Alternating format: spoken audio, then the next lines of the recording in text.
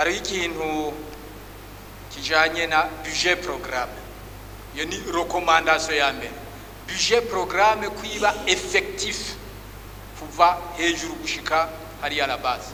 Iyo recommandation ya mbere nayo izoteza kugira une mesure d'accompagnement kugira ngo koko n'abashinga amateka ibintu babikurikirane ingene iyo budget programme iri kuraja mu ngiro.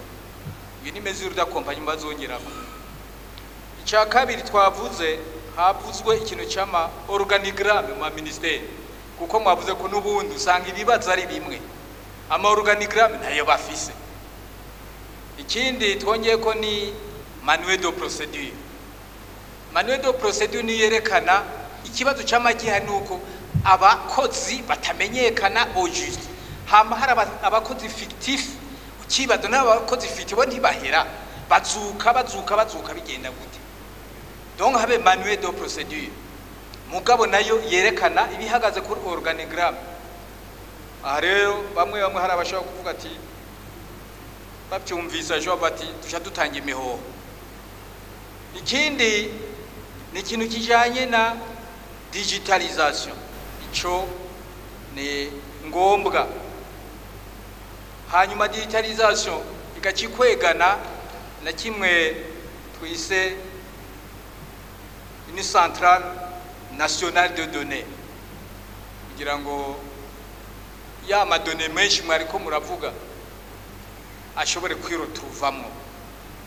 Hanyuma ikindi twavuze ni ikintu kijanye na relation kuraba le lien relation iri hagati ya comptable mu ma ministère ma sectoriel atandukanye mukakiverifia muri ya contrôle de l'action gouvernementale.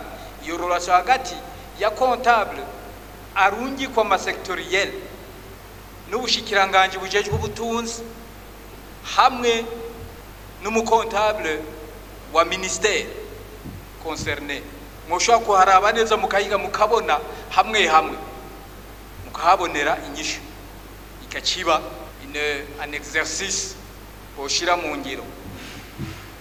Nimba hari itegeko ryoba amelio cyangwa rikunganirwa hari rya code penal kugira ngo aba bantu baza bakora ama malversation bashoboye kwirotuvamo, ibyo bizova kuri mwebwe, bizova kuri mwebwe abashinga amateka. Nimuvuga muti koko birakwiye bizobavako kuko imisi yose hama haza la même chose, abashikira baca bose la même chose.